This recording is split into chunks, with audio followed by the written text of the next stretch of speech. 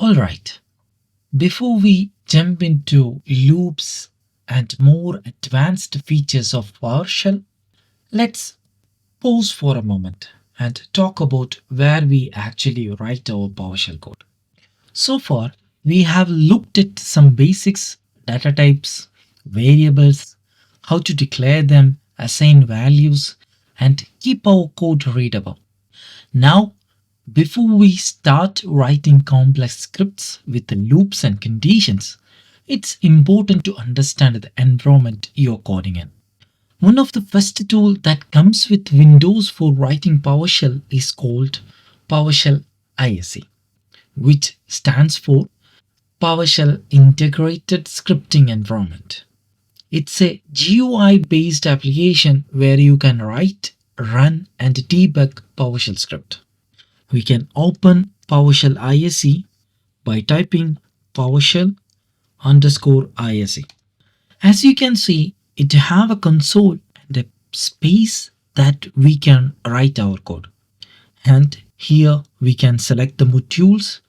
It will have auto suggestions and many more. But unfortunately, PowerShell ISE is no longer supported by Microsoft. PowerShell ISE is great for beginners because it's simple, clean, and easy to work with, but Microsoft is no longer supporting it. So we have to find a solution to write our code easily. That is where the name Visual Studio Code come into the picture. We can download Visual Studio Code by typing Visual Studio Code in your browser and click on the first link. Download for Windows. You can choose whatever operating system you are using. An exe file will be downloaded. Just right click on the file, accept license agreement after reading, of course. Then click on next. Choose the folder where you want to install your VS Code. Then click next. Here you can select the option if you don't want to create a start menu folder, but I am leaving as default. I will select for a desktop icon, then click next, then install. It will take little time to install. We will patiently wait.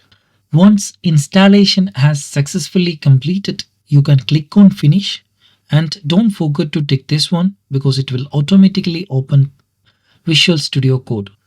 Now you are inside the Visual Studio Code. You can click on extension, then search for PowerShell. Select this one by Microsoft, then click on install. Wait a little time while it's installing. Now PowerShell extension in Visual Studio Code has been successfully installed. You can click on files, then add a folder. I will add it in my documents. Click yes, that means you trust the author of this files and folder. Since I created it myself, I will click yes. Then click on new file icon and write it as test.ps1. I will type my first code as write. Since I type write as the verb, it is suggesting me the available options. Here I will type write output, then hello world. I can execute here. Here you can see the result, and I can duplicate by pressing Alt, Shift, and arrow key. Here I will edit this as hello mates and hello guys. Why I created 3 different write output? Because I want to show you can even run single line by selecting run selection or F8. You can click here to run all the codes, or you can select whatever you wanted to run, then press F8 or run selection. Now we are ready to move on to writing loops and exploring conditional logics in PowerShell. We will look those things in next video. In next video, we will dive into loops, starting with for and ForEach, and how to control the flow of your scripts, and many more. If you found this helpful, don't forget to like, subscribe, and let me know in the comments what changes you need to make for this video narrations.